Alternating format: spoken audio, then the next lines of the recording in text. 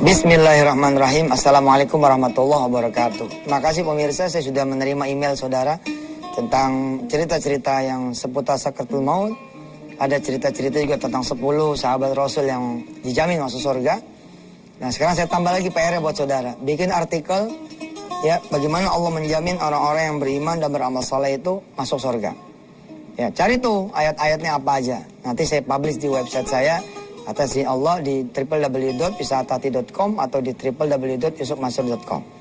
Ya, jadi bikin artikel ya, bagaimana orang mukmin yang punya amal soleh ya dijamin Allah masuk surga. Kita lagi bicara tentang jaminan Allah, subhanallah. Kita terusin dulu ya khataman Quran kita. Sekarang masuk ayat ke-86 surah An-Nisa.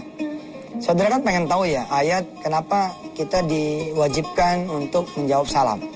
Jadi memberi salam itu sunnah, menjawab salam itu wajib. Kenapa diwajibkan? Ayatnya mana kira-kira begitu? Ayatnya itu ada di dalam surah An-Nisa ayat 86. Kita baca bareng-bareng. A'udzu billahi minasy syaithanir rajim. Wa idza huyitum bi tahiyyatin fahayyu bi ahsana minha aw rudduha. Innallaha kana ala kulli syai'in hasiba. Jika kalian semua diberi penghormatan dengan satu salam, maka balaslah penghormatan itu dengan balasan yang lebih baik. Kita diberi nih, Assalamualaikum. Kita jawabnya apa? Waalaikumsalam. Itu namanya masih adil banget. Harusnya lebih. Waalaikumsalam warahmatullahi wabarakatuh gitu. Nah, ayat ini di kemudian hari harus kita jadikan ya.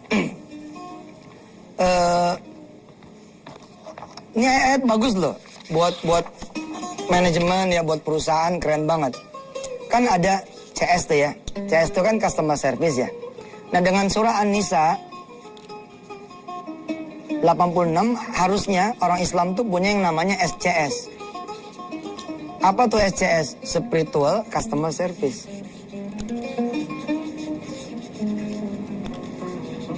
Tapi bukan tempatnya sih kita bahas ini, cuman ya boleh lah kita dikit-dikit kita bahas. Spiritual customer service itu gimana kalau saudara cuman selamat pagi? Itu belum spiritual customer service sebenarnya. Spiritual customer service nih base dari spiritual company. Jadi saya ngembangin istilah spiritual company gitu ya. Karena perusahaan-perusahaan kemudian bergerak karena pemegang saham terbesar dan mutlak adalah Allah Subhanahu wa taala. Jadi harus juga kita bawa ke sana. Customer service di dunia ini sudah sangat berkembang sedemikian rupa. Ada satpam-satpam yang dibekali dengan permen gitu loh. Ya kan, begitu kemudian masuk ke kantor tersebut atau ke bank tersebut atau ke kantor kita di Antv, ya seorang yang bawa anak, si satpam bilang, "Ih, cakep banget nih anak nih, siapa namanya nih? Om punya permen." Itu udah melangkah lebih daripada sekedar customer service. Tapi spiritual customer service. Ada interaksi. Nah, ayat An-Nisa 86 ini boleh juga lah saya bikin PR buat saudara ya. Saya pengen saudara ini pinter gitu. Alhamdulillah kemarin ada email tentang proses sakaratul maut yang baik. Ada kisah-kisah yang menakjubkan. Ada di Bengkulu ada seorang imam yang meninggal pada saat sujud. Ya. Ada lagi kemudian saudara kenal Habib Abdurrahman As-Sagaf? Atau siapa lagi di Solo itu Habib Syekh disebutnya. Habib Syekh ini kakak yang tertuanya ini memimpin salah satu bank terbesar di Indonesia ya. Nah, beliau Habib Syekh ini punya ayah, Masya Allah. Suatu saat ayahnya ini memberitahu kepada anaknya untuk berpakaian dengan pakaian yang paling baik, paling bagus. Pakai minyak wangi juga yang paling baik, yang paling bagus. Diberitahu sama ayahnya, nanti kamu akan terusin ayah ngimamin orang gitu, imamin jemaah. Bener loh, di rakaat keberapa begitu ayah meninggal dunia. Jadi anaknya ini gantiin, subhanallah. Salah satu anaknya Habib Syekh.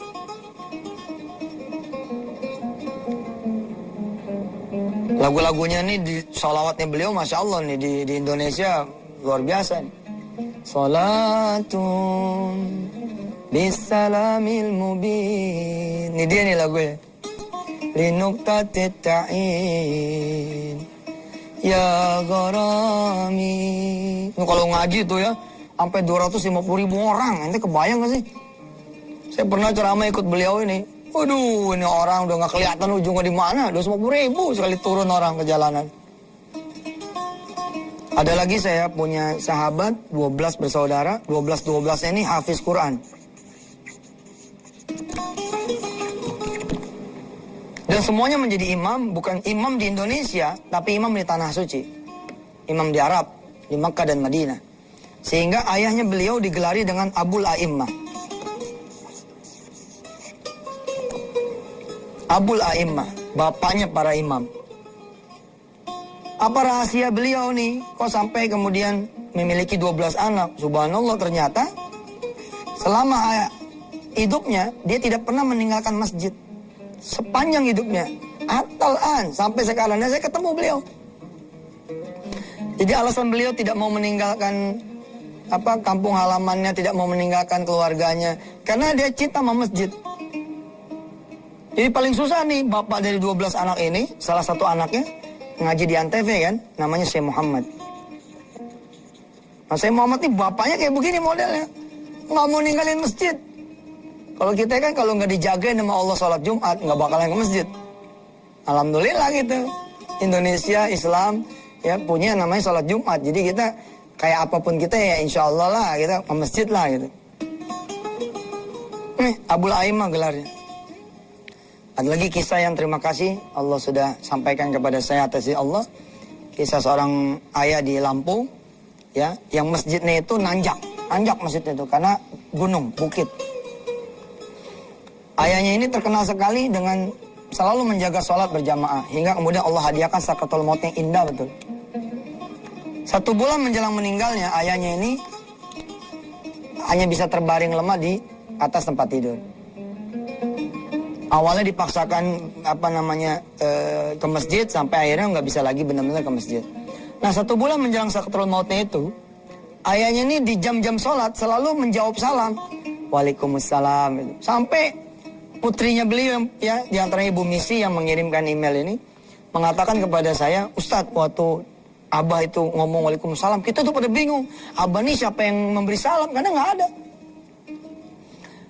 Lalu Abah nih bilang, ya saya siap gitu. Selama beberapa waktu nih sampai 1 bulan itu setiap 5 waktu selalu menjawab Waalaikumsalam. Ternyata rahasianya apa? Diceritakan sama si Abah, setiap menjelang sholat itu ada malaikat yang menjemput dia untuk sholat di masjid. Wallahu a'lam bishawab. Dan meninggalnya juga dalam keadaan enak. Nah jaminan pada saat sakratul maut ini bisa diminta sama kita dengan cara kita berdoa. Jadi saudara jangan lupa, jangan cuma minta tambah rizki, tambah gaji, naik jabatan, bagus karir, dijaga, dilempengin usaha. Tapi minta juga lah ya Allah. Inna nas'aluka bihusnil khatimah. Inna nas'aluka husnal khatimah. Kami minta ya Allah husnal khatimah. Doanya nanti saya catatin setelah yang berikut ini. Silakan. Oke, ini doanya saudara. Jangan sampai ditinggal ini doa ya. Allahumma, silakan dicatat atau pakai handphone saudara. Inna nas'aluka salamatan fid dini wad dunya wal akhirah. Ya Allah, kami minta kepadamu keselamatan di agama kami, di dunia kami dan di akhirat kami. Allahumma inna nas'aluka salamatan fid dini wad dunya wal akhirah wa afiatan fil jasadi. Dan bukan cuma sehat lo afiah ini, tapi badan yang enak dibawa ibadah, enak dibawa zikir, enak dibawa kemudian berselawat, baca Quran. Wa afiatan fil jasadi wa ziyadatan fil ilmi war rizqi. Ya. Wa afiatan fil jasadi, dan afiat di dalam jasad, wa ziyadatan fil ilmi, tambahan di ilmu dan rizki. Wa taubatan, nah masuk nih konten, qoblal maut, pertaubatan sebelum matinya. Wa taubatan qoblal maut, wa rahmatan indal maut. Wa rahmatan indal maut. Dan kemudian kasih sayang, kemudahan, kelembutan pada saat kematian itu datang. Wa maghfiratan, dan ampunan ba'dal maut, setelah kematian. Ini doa jangan sampai absen dibaca setelah sholat. Kalau saudara-saudara selalu melihat saya misalkan setiap habis sholat, ya ngambil yang wajib-wajib, dalam tanda petik maksudnya amalan yang wajib, terus pergi, itu saya selalu baca nih sambil jalan juga. Insya Allah, nama Allah istiqomahkan gitu. Karena ayat ini, doa ini penting. Ilustrasi kemarin masih ingat, ente beli handphone tuh sebenarnya handphone asli bergaransi. Tapi Masya Allah, ente lupa naruh kwitansi, ente lupa naruh kartu garansi. Kan kadang-kadang kita suka lengah tuh ya sama bekas kotaknya tuh ya. Ternyata begitu rusak, date-nya tuh tertanggal misalkan 16 Agustus, lah rusaknya 14. Kan masih ada jeda nih 15, tapi Masya Allah gitu. Gara-gara kita nggak bisa munculin kwitansinya, munculin kemudian kartu garansinya, ditolak nih. Oh nggak bisa Pak kalau nggak ada kartu garansi, enteng banget dia ngomong. Tapi saya beli di sini loh, Bapak kenal saya kan? Enggak Pak, saya nggak kenal, udah selesai. Nah doa ini salah satu kita meminta garansi itu, minta dong kwitansinya, kira-kira begitu. Wa maghfiratan ba'dal maut, dan ampunan setelah kita mati nanti. Maghfiratan ba'dal maut. Allahumma hawwin alaina, ya Allah bimbinglah kami, hawwin alaina fi sakaratil maut, di sakratul maut kami nanti ya Allah. Ini ada seorang guru namanya Syekh Abdullah Pak Abdurrahman gitu di Madinah. 2 minggu sebelum meninggal dunia, salah satu muridnya beliau pernah juga ke Antv, Syekh Solah namanya. Ini guru di Masjid Nabawi, hadir juga pada saat wisuda akbar dan Indonesia menyimak, Syekh Solah namanya. Nah ini gurunya beliau nih, 2 minggu menjelang meninggal tuh nggak bisa bicara, nggak bisa bicara. Pas hari menjelang meninggal dibawa ke rumah sakit di Madinah. Tiba-tiba begitu masuk maghrib, dia ngumpulin orang-orang. Keluar nih mulutnya, suara, dari mulut keluar suara. Lalu dia baca tuh Al-Fatihah, Al-Baqarah, ya Allah salam sampai menjelang subuh, An-Nas kemudian selesai, meninggal dunia. Subhanallah. Ada tuh orang yang kayak begitu, ha? Kan kita kalau tidur di atas kita majalah apa itu? Kita mau tidur, kita baca, ya insya Allah ya, walaupun kita baca buku-buku biasa, asal kita bismillah kan namanya ibadah, kan? Jangan sampai di atas badan kita, kita meninggal, pas lagi pakai masker bongkoang. Masker bongkoang kita pakai, kita ngelempengin badan, maksud hati 15 menit bangun, ternyata bablas. Begitu bangun, ada sosok lain yang kita nggak pernah lihat itu di muka bumi. Siapa lo? Dia bilang, nah lu siapa yang masuk sini? Aduh, kuburan nih, bukan di kamar lo lagi. Subhanallah. Inilah, di sakratul maut kita minta dibimbing oleh Allah. Allahumma hawwin alaina fi sakratil maut wan najata minan nari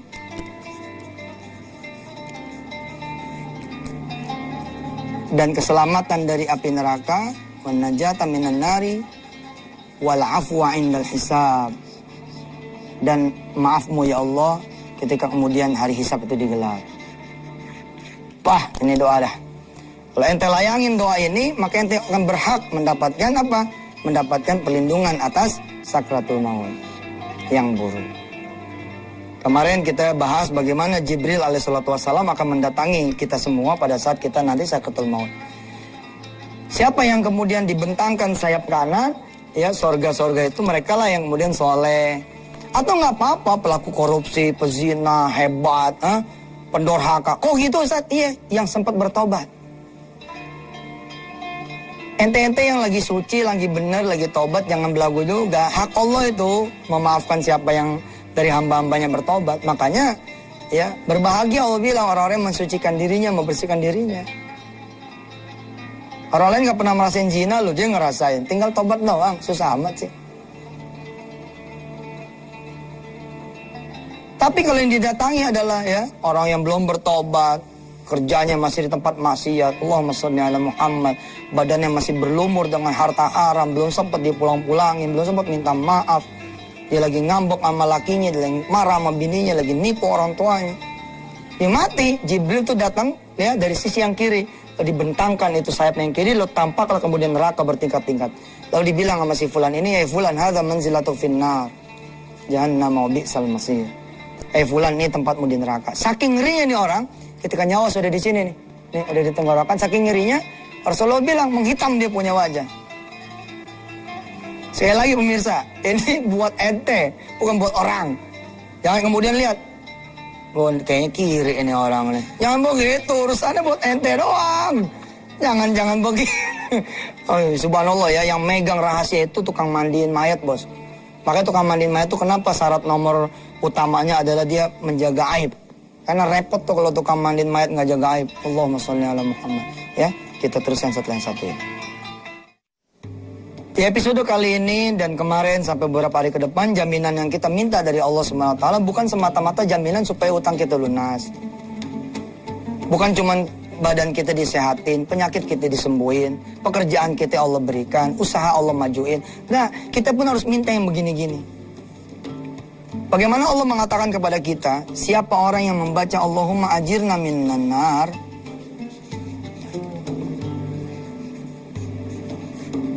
7 kali. Ini Albani mendaifkan ya, tapi ada 5 imam lain yang kemudian menganggap hadis ini hasan, tidak daif, jadi boleh kita amalkan. Allahumma ajirna minan nar, ya Allah melindungi kami dari neraka 7 kali. Kapan? Ba'da subuh, ba'da asar. Ba'da subuh sama ba'da maghrib. Kalau kita baca 7 kali ba'da subuh, 7 kali ba'da asar, kita dijamin sama Allah nggak bakal masuk neraka. Jadi neraka yang kemarin saya cerita itu bergelegak melewati rombongan orang-orang di padang mahsyar, udah pengen ngambil aja itu orang yang lagi di padang mahsyar, padahal hari hisab belum digelar. Yang ditarik oleh 70.000 tali kekang, setiap tali kekang itu 70.000 malaikat Allah. Sebagai gambaran saudara, satu malaikat Allah ini besarnya melebihi jagat ini. Ente tahu tuh cerita waktu Rasulullah ditimpuk di Taif kan? Malaikat Jibril datang kan? Apa kata Jibril? Tuhan telah memerintahkan kepadaku kalau engkau mau gunung-gunung di Taif ini aku timpakan ke mereka. Itu kan berarti kayak apa gitu tuh gunung di Taif? Padahal kan gunung di Taif ini Masya Allah Pak, kalau ente udah pernah itu umrah, bergeser dari Mekah sedikit, 1 jam kira-kira begitu. Itu tampak itu pegunungan Taif itu lebih besar daripada pegunungan Puncak itu. Kira-kira kalau kita Gunung Sewu tuh, Gunung Seribu, gunungnya banyak gitu. Lah itu Jibril nawarin, Allah udah menyuruh saya untuk menimpakan ini. Pengen tahu bagaimana besarnya Jibril alaihissalam ketika Mi'raj Rasulullah ya, langit 1, 2, 3, 4, 5, 6, 7 itu kan dari mulai Mekah, Palestina, naik kemudian ke langit ke-7 kan barang-barang Jibril lah. Tapi begitu kemudian di Muntaha ini berarti in the end terminal, di terminal akhir. Walaqad ra'ahu nazlatan ukhra 'inda sidratil muntaha, itu di surah An-Najm. Walaqad ra'ahu nazlatan ukhra, sungguh Nabi Muhammad Allahumma shalli wa sallim barik alaihi setelah melihat Jibril dengan bentuk yang lain di mana? Inda sidratil muntaha. Saudara sering dengarkan kalimat sidratul muntaha itu apa sih? Sidratul muntaha ini ujungnya dunia.